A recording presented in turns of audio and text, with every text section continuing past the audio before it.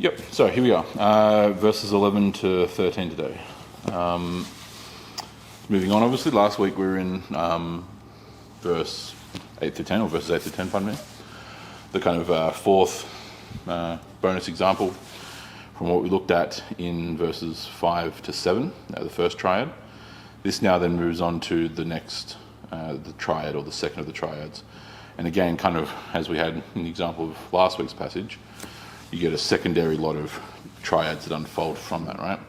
He's using this triadic structure to these various examples. So let's read the passage and then we'll go from there. So, Jude verses 1 to 13. Not 1. Jude verses 11 to 13. Who must be silenced? Oh, pardon me, wrong book. I'm still in Titus. There we go. Woe to them, for they have gone the way of Cain, and for pay they have poured themselves into the error of Balaam, and perished in the rebellion of Korah. These are the men who are hidden reeves in your love feasts, when they feast with you without fear, caring for themselves. Clouds without water, carried along by winds. Autumn trees without fruits, doubly dead, uprooted. Wild waves of the sea, casting up their own shame like foam. Wandering stars, for whom the black darkness has been reserved forever. Let's pray. Blessed Lord, who caused all holy scriptures to be written for our learning, grant us so to hear them, to read them, to mark them, to learn them, and to inwardly digest them, in order that we may embrace and ever hold fast to the blessed hope in Jesus Christ. Amen. A lot of sentences here, a lot of interesting words, right? There's two triads that are in this passage that he's building on from this second ultimate triad, right? He's giving three examples, and we need to be able to understand them in light of the first triad, which we covered, not last lesson, but the previous lesson before that, which was verses 5 through 7, okay? There, verses 5 to 7, the first triad of examples were examples of those who were rebelling against authority, okay? Chiefly the Exodus generation in the wilderness, which we're, of course, very familiar with from our time in Deuteronomy. The angels who rebelled against God in the heavens and corrupted the earth. And then thirdly and finally, Sodom and Gomorrah, okay? Here, three more examples are given, but in this case, it is those who, through their rebellion, have caused corruption among everyone and everything around them. Okay, so one is more the first example, the first triad from verses 5 to 7 is more the nature of rebellion, right? The act of rebellion itself, the nature of it, what it is, and then you can almost think of this triad as the consequences. Okay. So the action and the consequences, these are kind of the two tandem examples that are being drawn here from these various examples. So it begins, verse 11, woe to them, okay? Those who by these things are being destroyed, in the end of the previous sentence, right, in the end of verse 10. Woe to them. Woe means judgment or doom, right, destruction, okay? Woe to them, for they have gone the way of Cain. Okay, so this is the first example, right? It's obviously referencing back to Cain, who we're hopefully familiar with, right? Cain and Abel, okay, one of the early men, who, of course, infamously murders his own brother Abel, right? There's profound reasons as to why that occurs, apart from jealousy and envy that kind of go together there. Of course, in synoptic, to give you the synopsis and to remind ourselves the story of Cain and Abel, where an offering is being given in worship to God. They both had different work that they did, of course. One tilled the ground, the other one was a herdsman, right? A farmer, as we'd say, right? Abel gives the best offerings of what he has, right? The first fruit, so it's the best that he's giving to God. Cain does not. Cain just gives him what he wants to give him, quite frankly, is the short way of thinking of it. Of course, one is accepted, Abel's, the other is rejected, Cain's, out of spite and jealousy and envy and a variety of other deeper reasons which we could focus on if we were just looking at that text. Cain, of course, murders Abel. Yeah. He is then condemned by God for that, naturally and rightfully. He is cursed to wander the earth for the rest of his life. He is given a mark that marks him out. We're not told explicitly what that is. But of course that he goes on to build a large city, right, and rule over it in tyranny. Right? And so the story of Cain is, of course, one of woeful example, the kind of woeful example that warrants it being included here, obviously, right? And so this is, again, obviously, Cain theoretically could have been used in the first triad as an example of rebellion. It would fit. But here it's about the consequences of that rebellion. The consequence of that rebellion is the first death, in terms of physical death, right? The first death. It is murder, right? It is the first time in which a human being has ever unjustly taken the life of another human being, or has even taken the life of another human being, full stop, right? Justly or unjustly, right? And so the shedding of blood by fellow man is as egregious as it can possibly be, okay? Which is exactly why, of course, later on, in Genesis 9 and then forever after, the punishment for murder is the death penalty, okay? As God says in Genesis 9, he who sheds the blood of man, by man shall his blood be shed, okay? There's all kinds of... The story of Cain and Abel is actually a very, very profound story, and a very deep one, quite frankly, on the nature of what that means in terms of death, right? Because, of course, as human beings, we are so... well, if I speak from a historical perspective, we are so ingratiated with death to the point of normalcy. We less so than people historically. We are very, very inculcated and sheltered from death these days as a proportional statement, right? It's not that we don't experience death. It's not that we don't have the death of loved ones. It's not that we don't, in certain lines or occupations, the likes of which you were all talking about before we started, in relation to hospitals and whatnot. Of course, there's experience with death in that regard. There's other lines of work, from military to law enforcement to paramedics, et cetera, right? But on a proportional level, the average person who just lives, regardless of occupation, is so distantly removed from the presence of death compared to all of our ancestors, right? That is a blessing in one sense and a curse in another for a variety of reasons. But the profundity of the first murder and the consequences that had upon mankind is something that has then marked us from that day forward. The rebellion in the garden itself, on the part of Cain and Abel's parents, Adam and Eve, was one thing, and of course that altered the world in its own way. But when Cain murdered his own brother, right, the nature of the subject, I suppose, actually, in this case, the object, Abel, provides a whole other layer of to that story of killing his own brother, right? It's not the killing of a foreign enemy with whom you have virtually nothing in common apart from a common and shared humanity, right? That's one thing. But the murder of his own kin, his own blood, someone he shared, who he was born amidst, grew up with, lived among, right? That kind of death, that kind of taking of life, is born of something so visceral, so primordial, almost in the literal sense, of a hatred and an enmity, a bitterness, a spitefulness, born of pride and the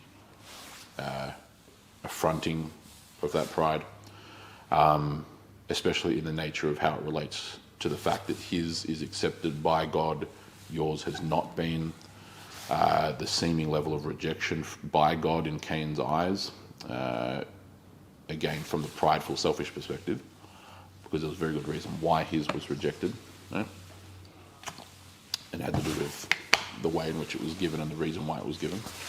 The problem was in Cain, not in God. All these kinds of things, right? And so the consequences of that is something which then becomes as common to the human experience as breathing, and that is killing. Okay, it's killing. Obviously, we know well that, like in the previous century, we killed each other more among mankind than we ever did in every other century combined. Right? Which, if people ever want to, not trying to make this about myself, but it's a good point. It's a point worthy of making. If people ever doubt or question why I talk about the consequences of the Enlightenment, so-called, so much, the 20th century is the apex of that of that movement. The wars of the 20th century can be entirely summarised by the various ideologies arising out of the Enlightenment going to war against each other, fighting for and vying for supremacy. Be it the Enlightenment, democratic egalitarianism of Western Europe going against the National Socialist ideology of Central Europe, be it in the form of the Germans or the Italians, and then them against the Marxist-Leninist ideology of Eastern Europe in the form of the Soviet Union, and then the collapse of Europe and the two powers left standing being that of the Marxist-Leninists in the East and the Enlightenment capitalistic Republicans in the West, namely America, right? Republican, not in the terms of the political party, but the system, right? All of these are but post-Enlightenment ideologies fighting against each other and warring against each other. Right? That's what the world wars were fundamentally. Basically atheistic. In many respects, yeah, certainly the Soviets in terms of state atheism, 100%. The other ones functionally atheistic, but not in the literal sense like the Soviets were. But in many respects, yeah, absolutely. And so that's where we see all kinds of consequences from that. The entirety of the wars of the second half of the 20th century are but proxies and extensions of the Cold War between the Americans and the Soviets. So same deal again, et cetera, et cetera, et cetera, right? The action enacted by Cain ingrains something in the human experience that we have never escaped from. And that's something which has the deepest and most profound effects, keeping in mind, of course, that these examples in this second portion are about, again, the first portion, 5 to 7, was the nature of rebellion. This is the consequences of rebellion, okay? So Cain gets mentioned first, apart from it being the oldest example, right? But also because potentially it is the most lasting. Because it is ultimately the very thing that Cain does to Abel is precisely the means and the method by which the Christ is crucified. He's crucified by his own brothers, the Jews, who stand there and shout, "Crucify him, crucify him." Right? So God incarnate is killed by his own flesh and blood, not just even in the genetic human sense, but by his own, by the house of Israel, right? By the first flock, right? He has many flocks, but by the first flock. The sheep to whom he came unto first, to use his own words, right? So he's killed by his own kin, K-I-N. So the murder of Abel by Cain is something which then is the very means by which the Christ is killed, right? He's murdered by his own brothers. And that's before you then get onto the aspects of what happens later on in Cain's life that gets mentioned briefly, right? And so that's example one, rebellion and the consequences of it that are destructive. In Cain's case, it's something which has plagued us to this very day. Continuing on into the rest of verse 11, and for pay, so in other words financial gain, they have poured themselves into the error of Balaam. Okay. So what's this referring to? Of course, this is referring to places in the book of Numbers, right?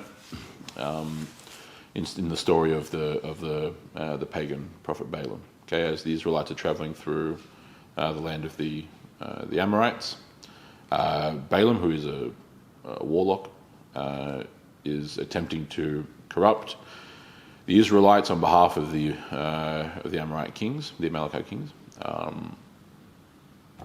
to little effect early on, right? Because he finds that he cannot actually use his powers to curse the Israelites because they're being protected by God. So this is what's a number of chapters, but it's really Numbers chapters 22 to 25, basically, right? You'd be able to read the story of Balaam there. So Numbers chapters 22 to 25, and then again briefly later on in 31, but the main portion is Numbers 22 to 25. However, the way that he gets around that, he's not able to use his powers as a pagan witch doctor. So instead, what he does is he uses propaganda basically against the Israelites, and he corrupts them he uses sexual immorality as a doorway to introduce idolatry among them. Okay. So he can't, and this is extremely important, right? He can't do what? It's important even beyond just Jude here, right? It's important to just learning this as a general principle of how life works. Okay.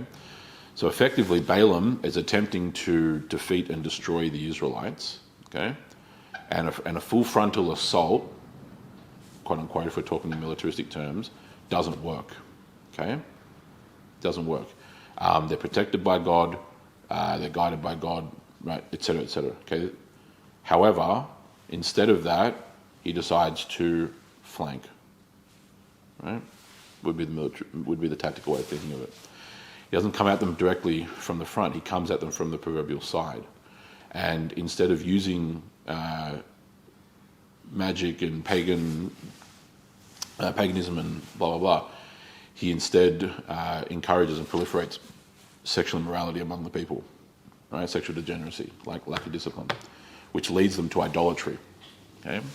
And the reason why it does that is because monogamy and monotheism, for very obvious reasons apart from the beginning of the words, are deeply symbolically tied together, right? Loyalty and faithfulness to one God, to the one true God, grows and nurtures loyalty and faithfulness to one person, again, for very obvious reasons, okay? Polytheism and the worship of multiple gods, sometimes in conflict against each other, right?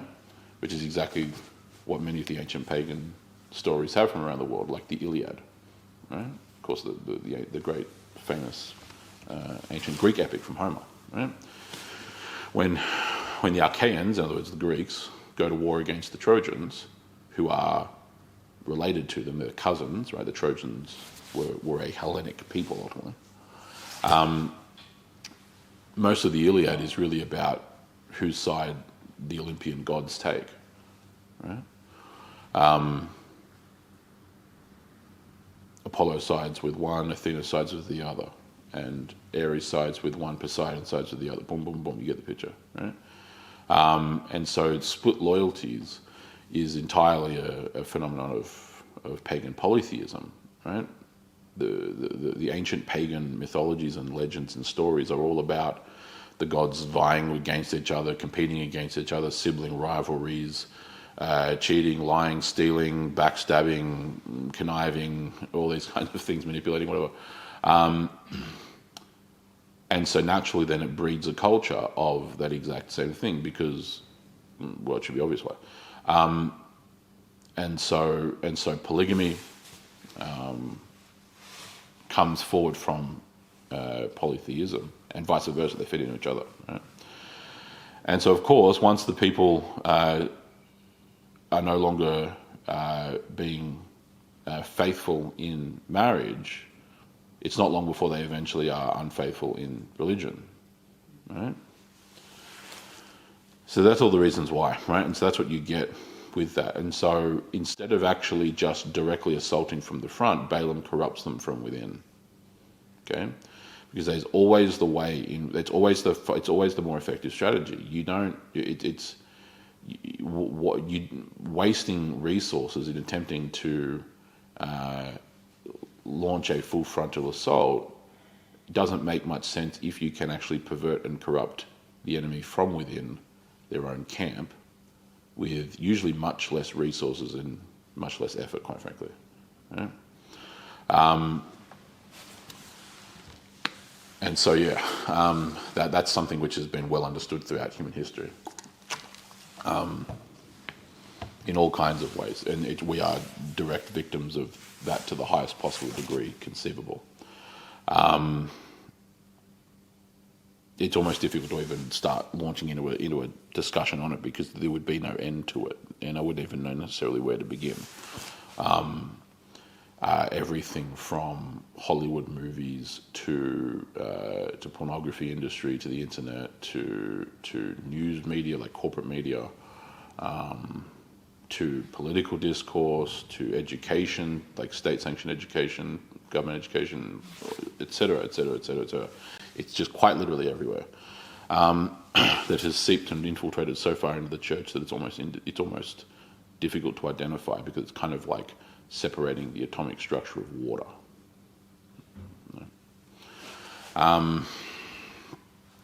The things that are believed as just kind of blind rote, the kind of blind rote assumed beliefs that are held by people in and outside the church, quite frankly, on all manner of subjects is something which, in that very same thing, is partly not their fault or our fault by virtue of the fact that at this particular point, when you're so far down the track of these things, you've been taught by people who've been taught by people who've been taught by people who've been taught.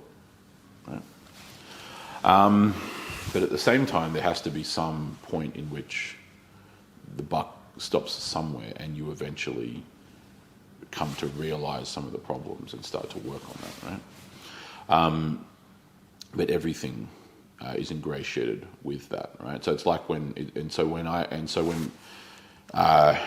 people start talking about certain subjects, or if I mention things that people have never heard before, it's why half the time I attempt to emphasise in the greatest possible degree that it may be new to you, but it's not new to Christianity or to history, right?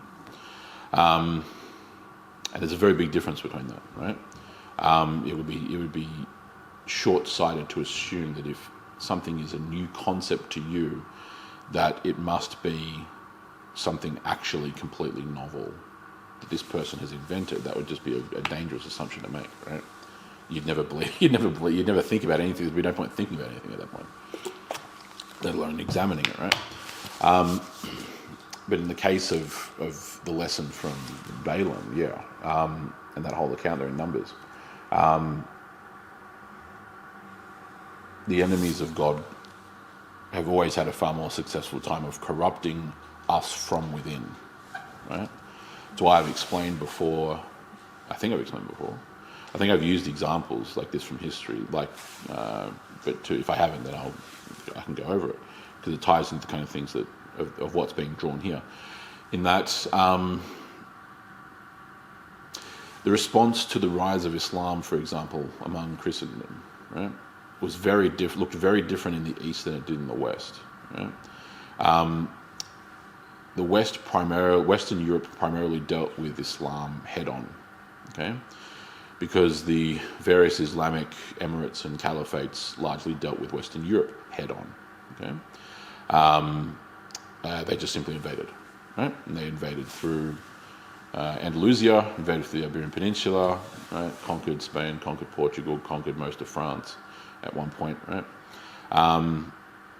And that on and on conflict raged for centuries until the point where the West eventually decided to venture out at the request of the Byzantine Emperor in the East, and that's the beginning of the First Crusade, right?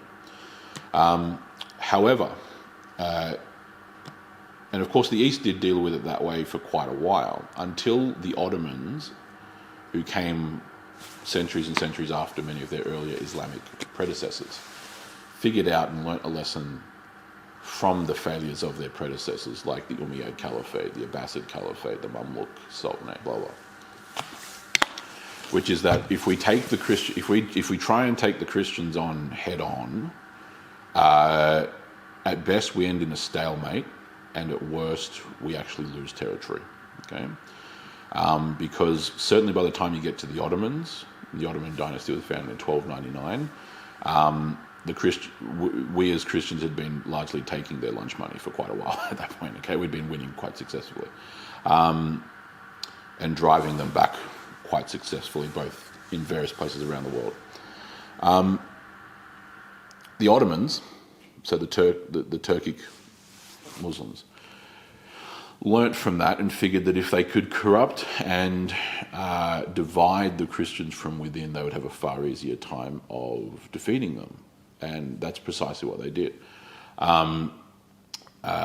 They, through propaganda and statecraft, encouraged tensions between Venice and Constantinople, so Christians in the east and Christians in the west, which resulted in a variety of disasters like the Fourth Crusade, and resulted in the Latin conquest of Constantinople very briefly, and ultimately the weakening of Constantinople to the point where eventually they could conquer it in 1453.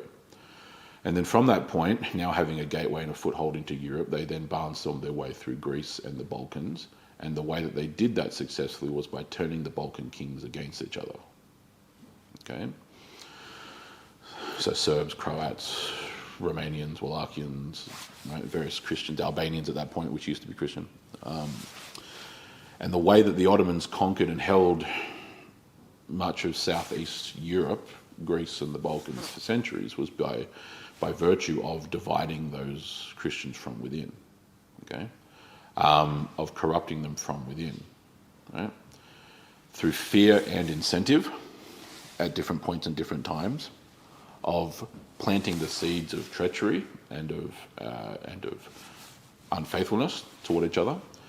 And the Balkans languished under the iron fist of the Ottomans for countless centuries, because eventually at the end of the day, no matter which Balkan king or prince or warlord attempted to stand up to the Ottomans, inevitably and eventually they would be betrayed by someone else, okay, who was more afraid of the Ottomans than they were of God.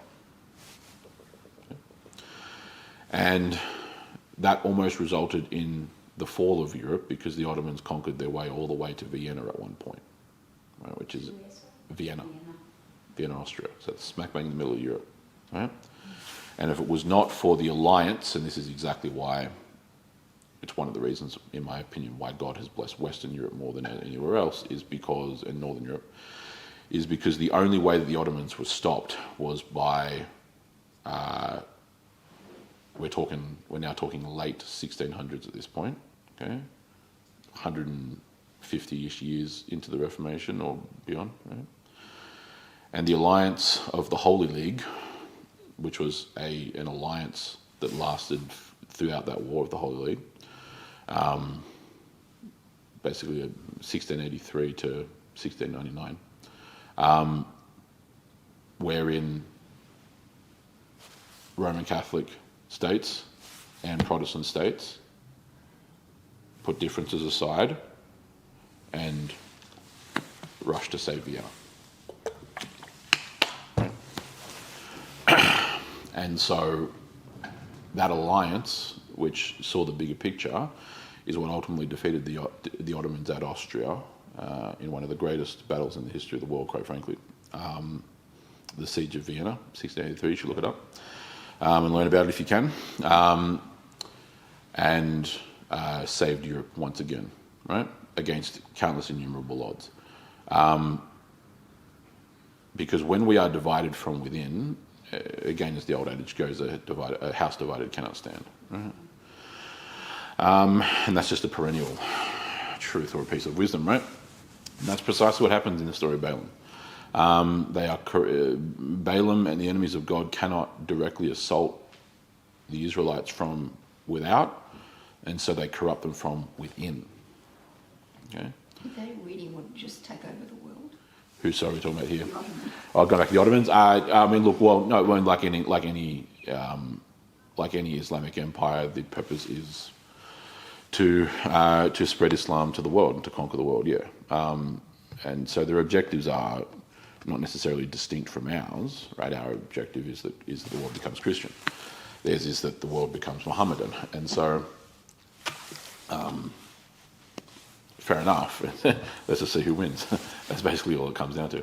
But yeah, no, the desire of the Ottomans was not meaningfully different than any of their predecessors. The goal of Islam is to establish a global caliphate under one supreme Islamic caliph or head, an emperor, and for Islam to rule the world. And so, yeah.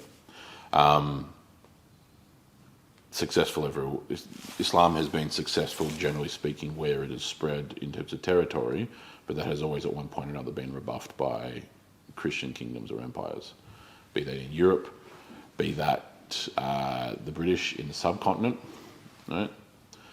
So prior to our arrival, the Mughal Empire ruled the majority of the subcontinent: Pakistan, Afghanistan, India, Bangladesh. The Mughals were descended from Mongols who had converted to Islam. Okay? So they ruled India for 300 years until eventually the British Empire defeated the Mughal Empire, right? And the beginning of the British Raj in 1858. And so, yeah, various different places where Islam has been stopped by Christian kingdoms or empires at different points at various places, yeah. So that's the second example, right? Balaam. So the action, the rebellion, right? The consequences, the proliferation of idolatry. Okay? Third example, which is the ending of verse 11, and perished in the rebellion of Korah. Okay? This we are familiar with because we've touched on this obviously in Deuteronomy, right? This is where Korah, one of the priests, one of the Levites, leads a rebellion against Moses. Okay? And so the rebellion there, that's earlier on in Numbers, Numbers 16, chapter 16. So Numbers chapter 16, the rebellion of Korah.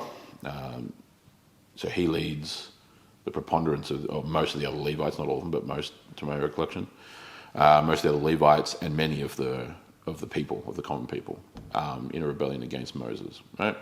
It, of course, does not go well. God strikes them down and they die, right?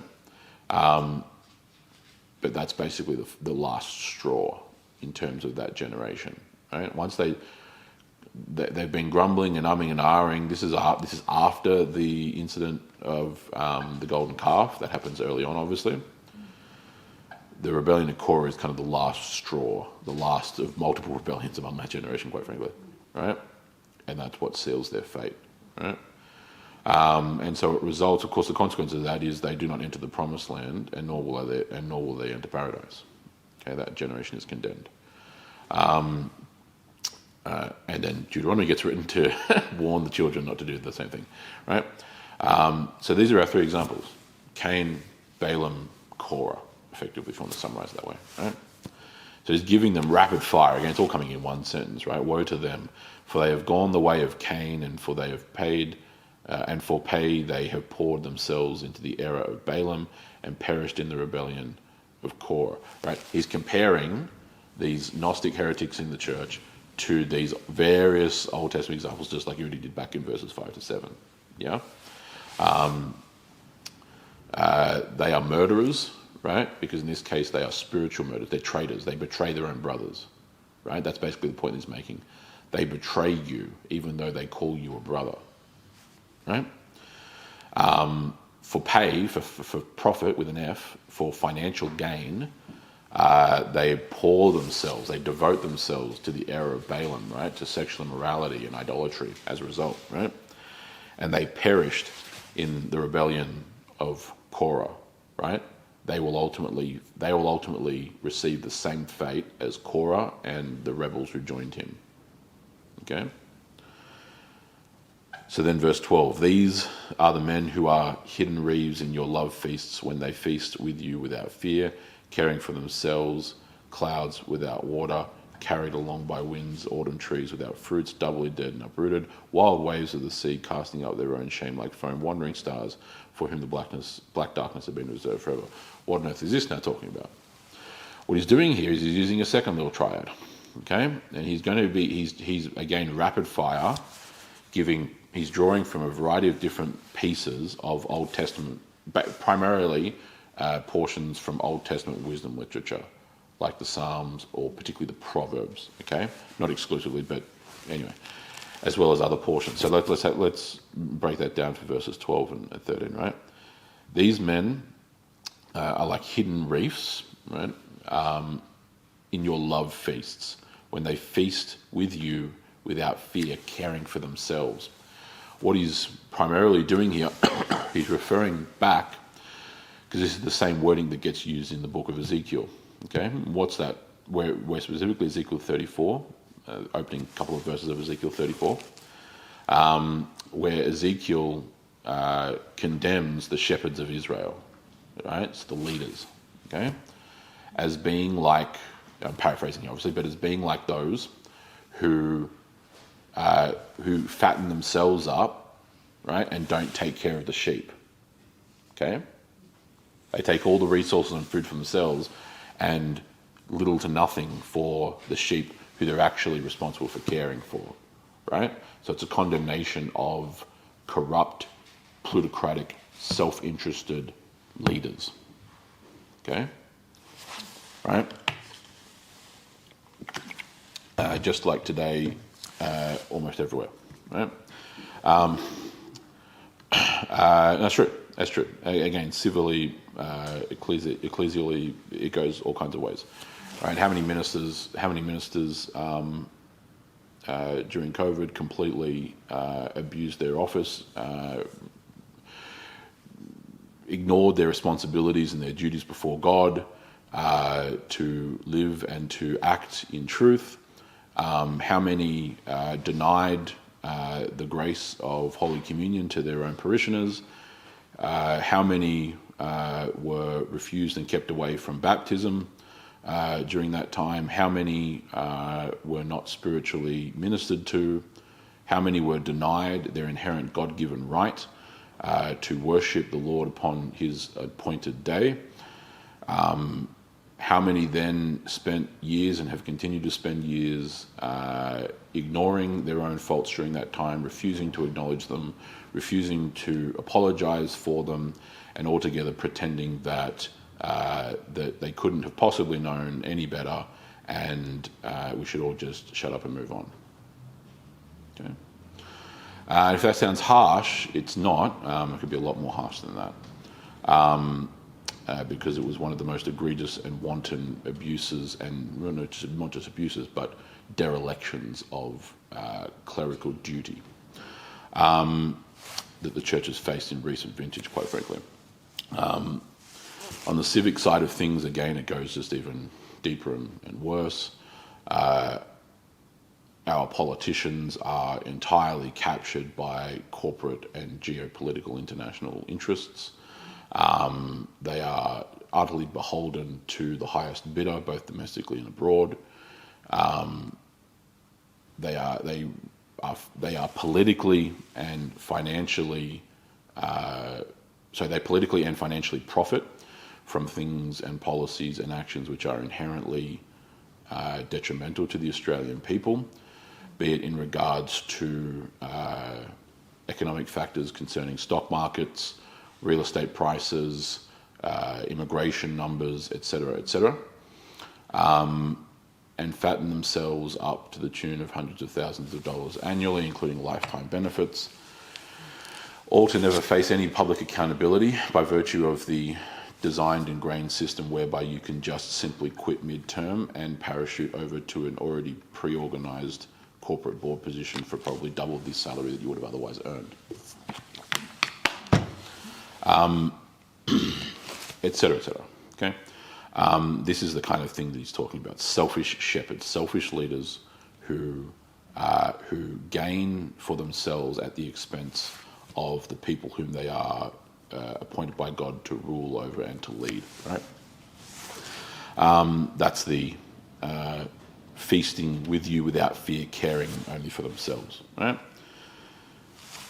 The second example, continuing on in verse 12, the second half of verse 12, clouds without water, carried along by winds, autumn trees without fruit, doubly dead, uprooted. Here he's referring back to one of the Proverbs, in Proverbs 25. I can probably find where it is specifically.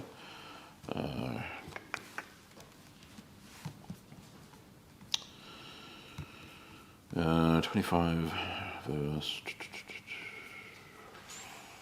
14. Proverbs 25 verse 14, right? And elsewhere, but that's primarily where it's referencing. The clouds without water part, that's verse 14. So clouds without water being carried along by the wind, right? So they have the appearance of substance, but they don't actually have the substance. Does that make sense? Right? They're a veneer. They are, in every literal sense, a facade. Okay? The facade, the kind of facade that gets put up in front of a building when repairs are going on behind it, right? To temporarily beautify the thing, right? They're a facade, so it looks like a cloud. You see the cloud, and it's just kind of floating through the air, and so it's being carried along by the wind, right? It has some of the trappings of being a cloud, but it has no water in it. It has no rain, right? So the outward appearance without any of the inward substance, right? Just like, for example, how the Lord refers to the Pharisees as whitewashed tombs filled with dead men's bones, right? Outward appearance without inward substance. That's the kind of imagery from that proverb specifically. Just as is autumn trees without fruit, right? Doubly dead, right? Or twice dead and uprooted, right? It's not good for anything. It doesn't bear fruit. Okay? So outward appearance without inward substance that does not bear the fruit. That's what it means, right? And thirdly and finally, verse 13, wild waves of the sea casting up their own shame like foam. Okay? Parallel then with another one in a second, but this is coming from Isaiah, specifically referenced. I'd have to find that specifically. I remember it's Isaiah. It's in the latter portion, just toward the end. I want to say 57.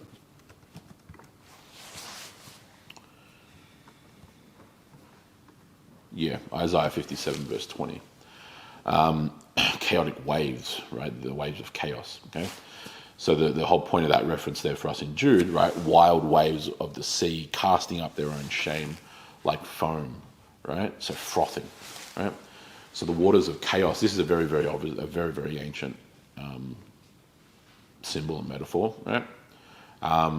Which comes up actually quite often, equally so in Scripture, right? A lot of the language in the Scriptures when it concerns the seas is very easily understood when you understand the way that the ancient people thought about the sea, right? The sea was never viewed as something positive, really ever, by anyone, right?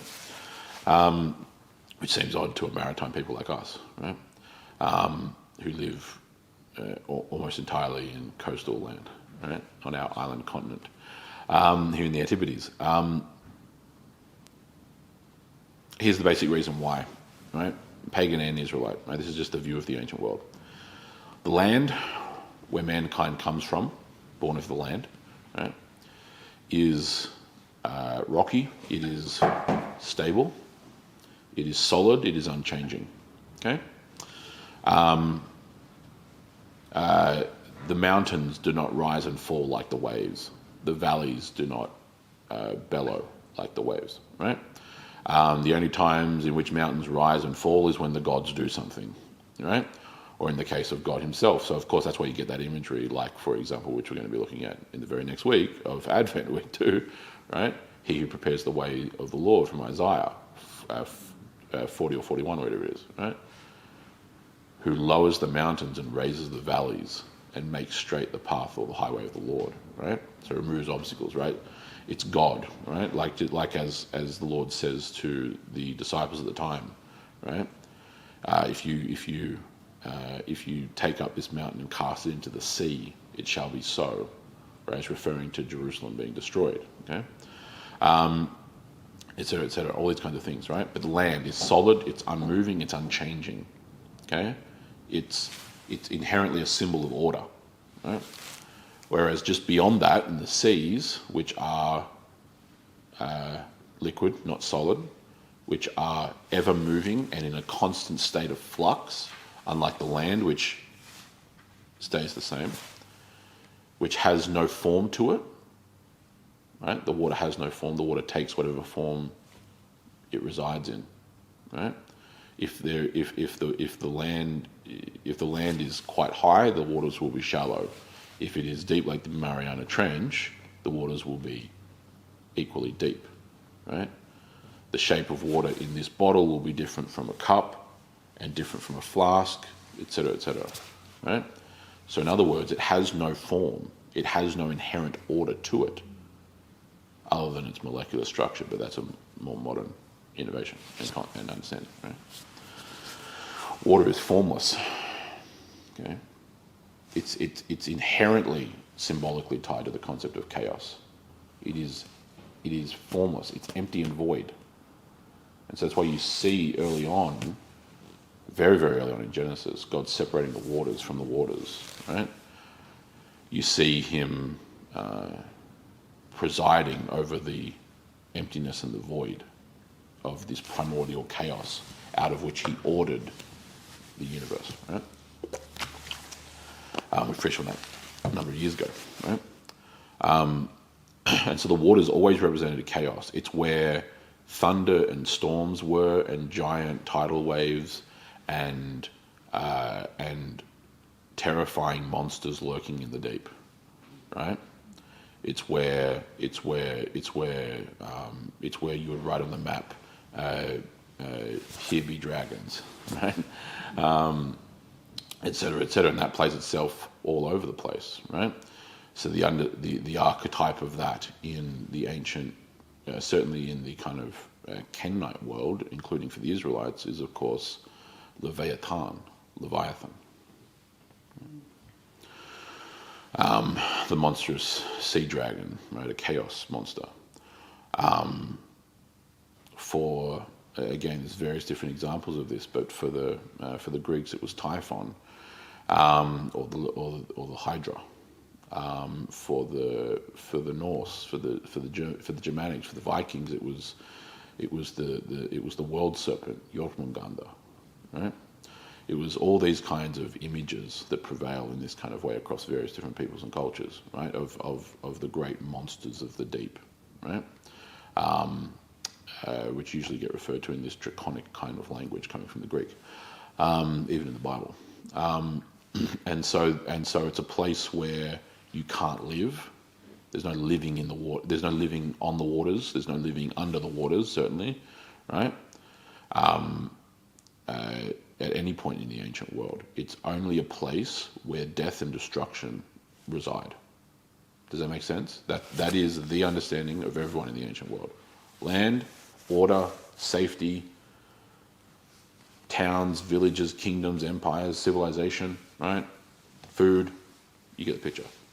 The seas, storms, destructions, shipwreck, monsters, death. Can't drink it either.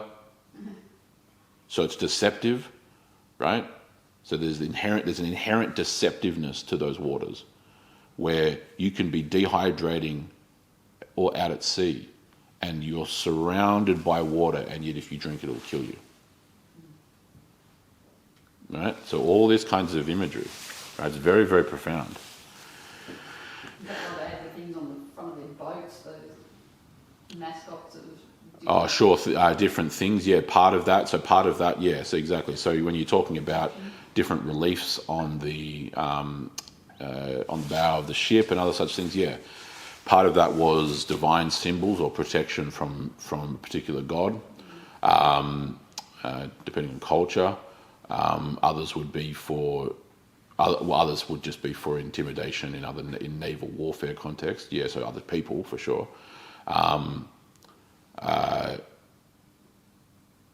But there's all kinds of examples of that. I mean, when Alcuin of York, when the Vikings are invading England, Alcuin of York, who was from Northumbria, the English kingdom of Northumbria, so up the north of England, obviously, and southern Scotland these days. Very, very prominent scholar of the early Middle Ages. He actually ends up as one of the chief scholars in the court of Charlemagne. Right? He's writing about the invasions of the Viking invasion of Lindisfarne in 793, which begins the Viking Age. Right? The Vikings so in other words, the Norse and Danish raiders had usually raided east into the Baltic and raided the Russian territories. Right? What would become Russian? Then eventually one of them, under one of their kings, one of their warlords, they decided to go west for the first time and just sail out and let's just see where we land. And they land in England. Right? And as divine God's providence would have it, they land in the holy island of Lindisfarne, which is a monastery. It was a tidal island, so all that's there is unarmed priests and nuns, and plenty of gold. So it's just a bloodbath, obviously, as you can imagine, right?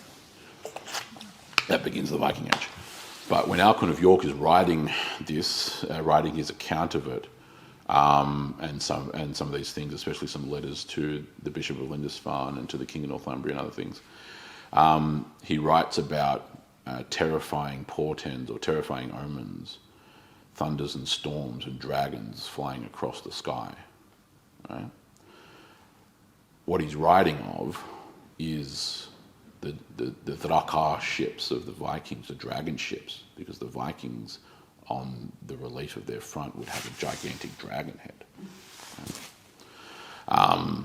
Coming from the stormy, misty waters of the North Sea, which is a very tumultuous sea, and these larger than most men in medieval Europe, these larger men with long hair and giant beards and huge battle axes come storming the beach on dragon ships, right? It's fairly to take and destroy everything that you ever have, right? It's a pretty obvious image, right? So they just annihilated the monks and nuns? They raped everyone, killed everyone, and took everything, yeah. And that begins the Viking Age in England that lasts for 100 plus years until they're complex. No, they're complex. It's not, sure, they're pagans. And it's complex as to why they're doing it. They do live in the north, so partly it's out of survival because you live in an icy tundra called Scandinavia. And so England's green and pleasant lands is a very enticing offer to take. But anyway, that's a whole other story. But this concept of this is actually really, really important to see, because there's actually something that really deeply, this whole concept of the waters, which is really a point worthy of talking about here for a second, is something that is actually deeply ingrained in our own history of Australia and the British Isles from which this country descends, right?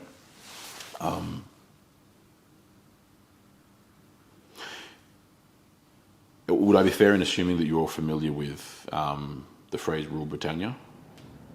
Okay, right.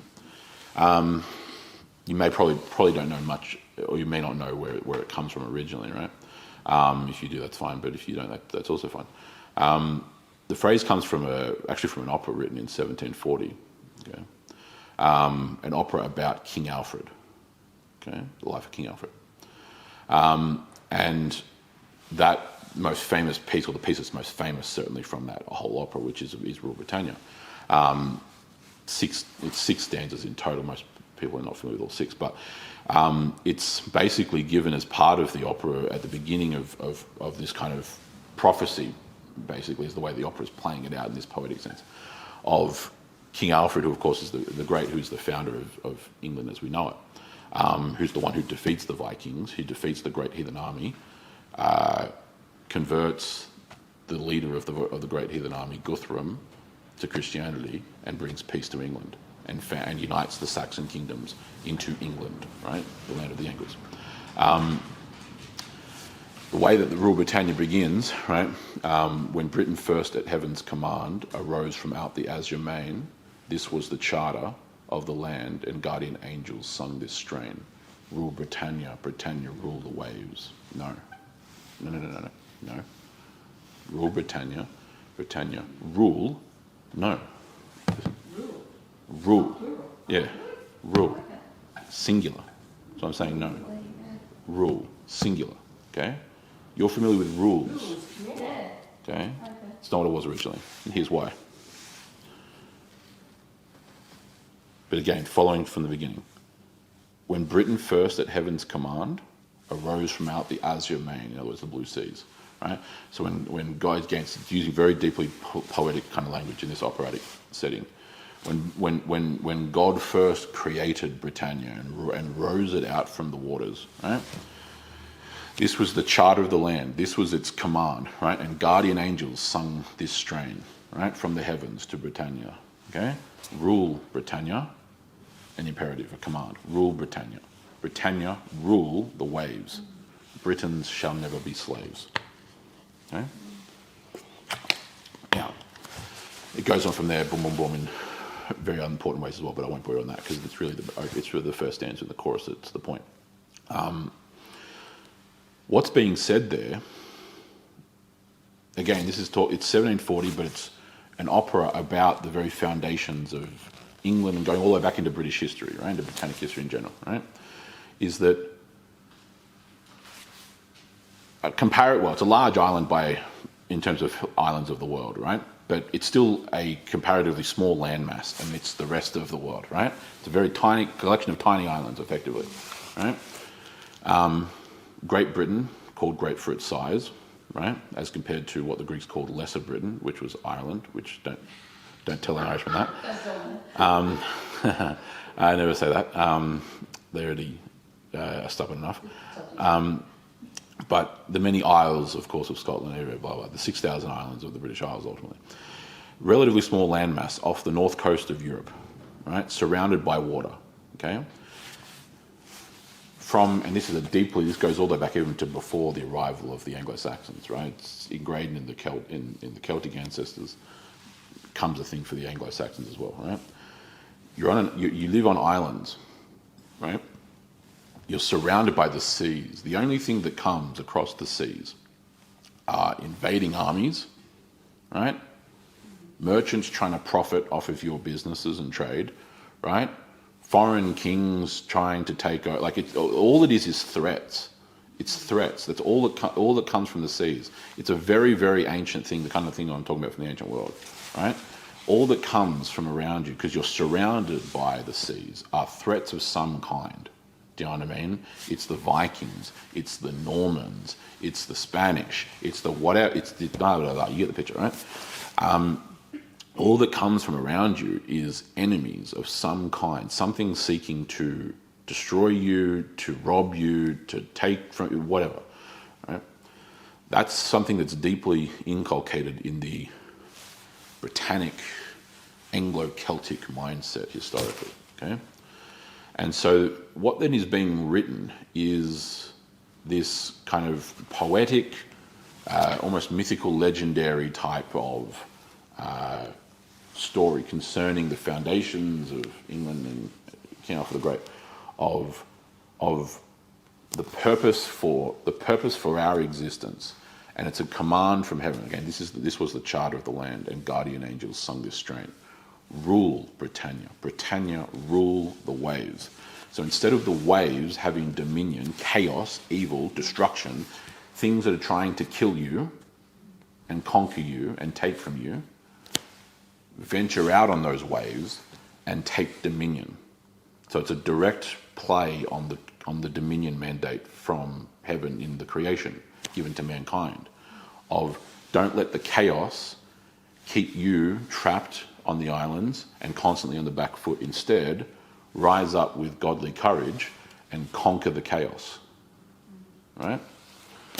And so that's the way that the version is, basically from 1740 till the turn of basically the late 1800s, effectively. So about 150 years. Enlightenment. Okay? No, nothing to do with Enlightenment. That's got nothing to do with Enlightenment at all. Basically from that point, 1740, so we're during the Georgian period, okay? British Empire is still very much it's a thing at this point, but it hasn't been a thing for that long. The empire's really only existed for barely 150 years at that point, really. It's still very early days colonial empire. The main territories are really only North America, so the American colonies, and what would later become Canada, right? And some things around the Caribbean, right? They haven't gone into India yet, not meaningfully. They obviously haven't come here yet. That's a couple of decades away, right? In the Pacific, boom, boom, you get the picture, okay? The Spanish and the French empires are the giant players, right? Yes, we defeated the Spanish in Armada in 1588, but the French are all over the place. The Spanish are all over the place, right? 150 years later, you've defeated Napoleon. We've stayed off and defeated the French and the Spanish entirely. The British century of the 19th century, the Victorian age.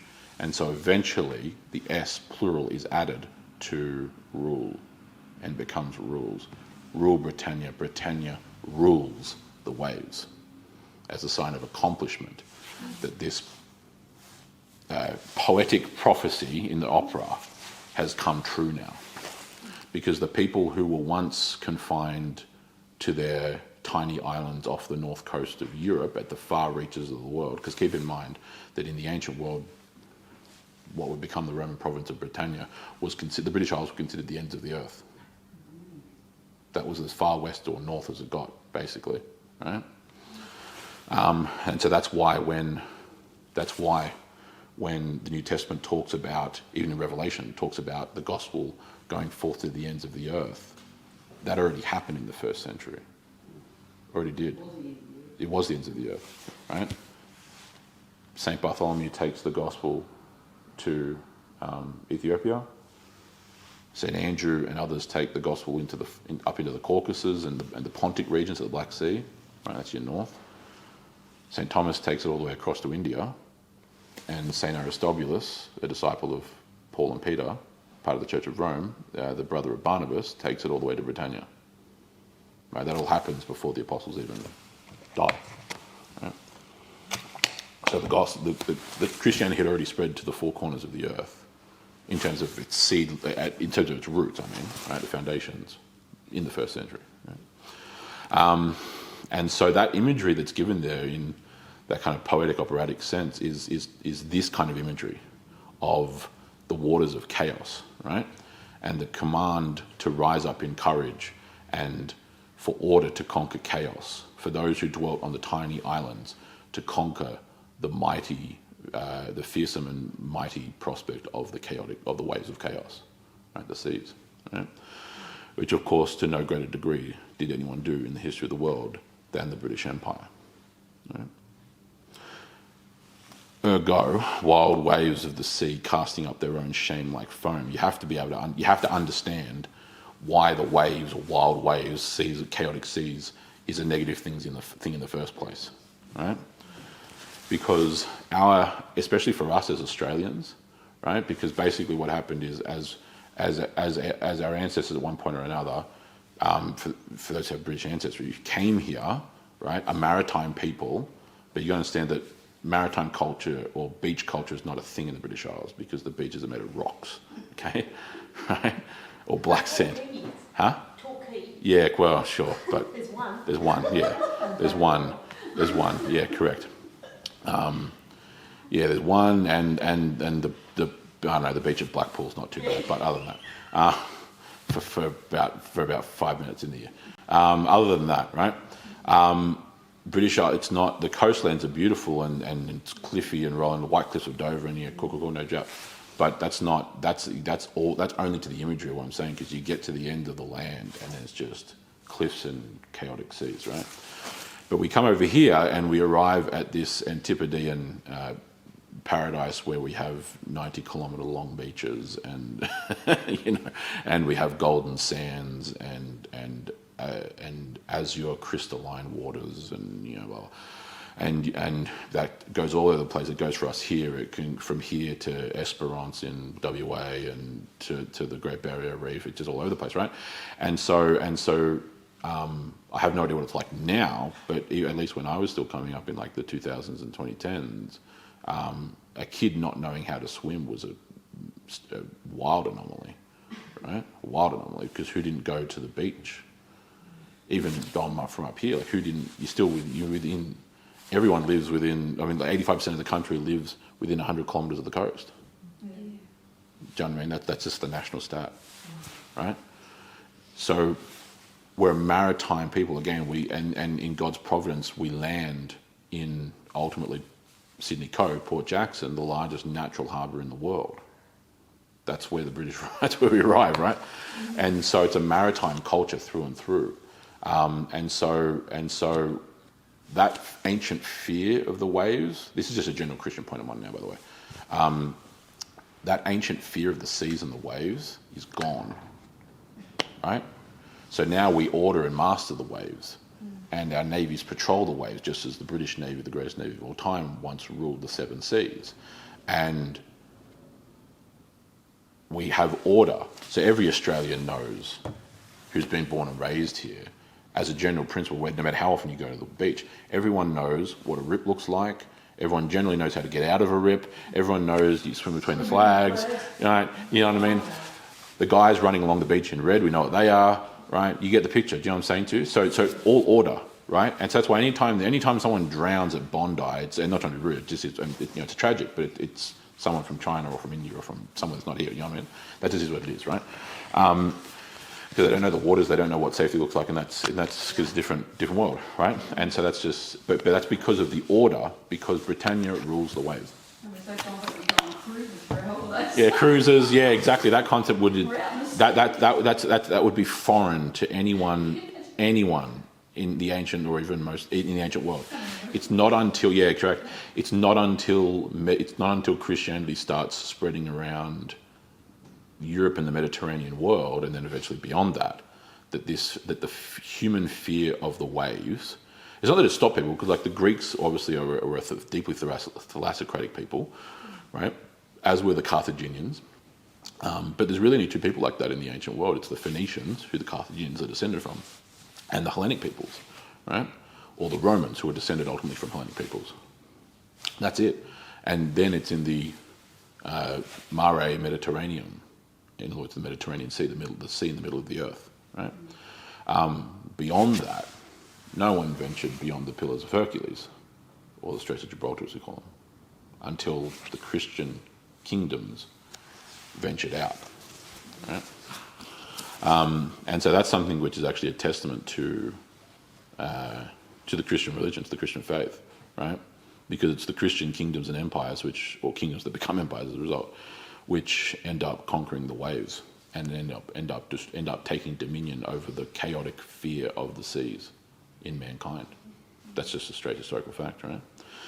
And then finally, wandering stars, for whom the black darkness has been reserved forever. Your English translations might say some variants of that. Gloom of utter darkness. Totally fine. Yep, that's all completely accurate. Yep, gloom would be a perfectly fine translation there, right? But wandering stars is actually the Greek word planetes, which is where we get the word planet from. Okay, so the word planet comes from the Greek planetes, which means wanderers, right? Because they wander through the sky, right, in cycles, right? So in other words, the planets, which is what this is literally saying, the planets, they're like the planets for whom the black darkness has been reserved forever. Right? In other words, the black darkness of the sky. This is actually a very deep, profound concept, and something which is interesting in terms of how we conceptualize things. Obviously and naturally, we conceptualize the judgment of God, or we conceptualize hell as fiery and destructive, because there is that kind of imagery, right? Especially in things like the destruction of Sodom and Gomorrah, right? However, the equally common, and it really is equally common, imagery of doom or of God's judgment is of this phraseology of the black darkness, or the gloomy darkness. The darkness is very simple. That's just means darkness, right? As opposed to light. Okay, but that word black or gloom, it's describing mist. It's actually related to the word cloud in Greek. Okay, so it's talking about deep, dark cloud, gloom. It's opaque. You can't see through it, right? So the black darkness has been reserved for them forever, right? And so this kind of imagery is equally as common in describing judgment and destruction, right? Of black darkness, which is of course devoid of light, right? So, and it's gloomy, so light doesn't pierce through it, right? It's hidden, it's shadowed, it's veiled, and it's dark. There is no light that shines forward into it, and so that's why this kind of icy imagery has been associated with that as well, which is interesting, because actually the word where we get the word hell in English is taken from the Germanic word hell with one L. Hell or Helheim was the place where the corrupt and the evil would go, all those who had been cursed. There's different things in Germanic mythology, especially northern Germanic, in other words, Scandinavian, right? Like the Vikings that we talked about earlier. Helheim, which was ruled over by Hel, who was actually a goddess, a female, was a cold, dark, icy tundra where nothing lives and nothing grows, and there is no warmth, there's no light, right? That was the Germanic understanding of the bad place, so to speak, right? And like I've referenced, I think a couple of times before in sermons and stuff like that, in Dante's Inferno, right, the great medieval comedy, right, commedia. The Inferno, so hell, right, the first of the three works, right, the Inferno, the Purgatorio, and the Paradiso. Worthy of reading. I don't recommend the Purgatorio for obvious reasons, but certainly the Inferno and definitely the Paradiso I do for sure. Give this it's very Homeric, very ancient epic, which is what he's doing there. When he gets down to the ninth circle of hell, the ninth realm of hell, which is reserved for the worst of the worst, what resides there are traitors, so the unfaithful, okay? Traitors. And instead of fire and brimstone and other such things, which is present in the other higher circles, this is actually a gigantic, dark, frozen lake, right, in his imagery. It's a very good imagery, actually. It's actually tying to this kind of imagery. And Satan is partly frozen in this dark lake. And he's monstrous and grotesque and bat wings and this kind of imagery. And he has three grotesque, deformed faces, right, as a false trinity, right, because he's the one who tried to become like God. And like Kronos, devouring his children, in the Greek mythologies, in his mouth he is devouring Brutus, Cassius, and chief among them, Judas Iscariot. Okay.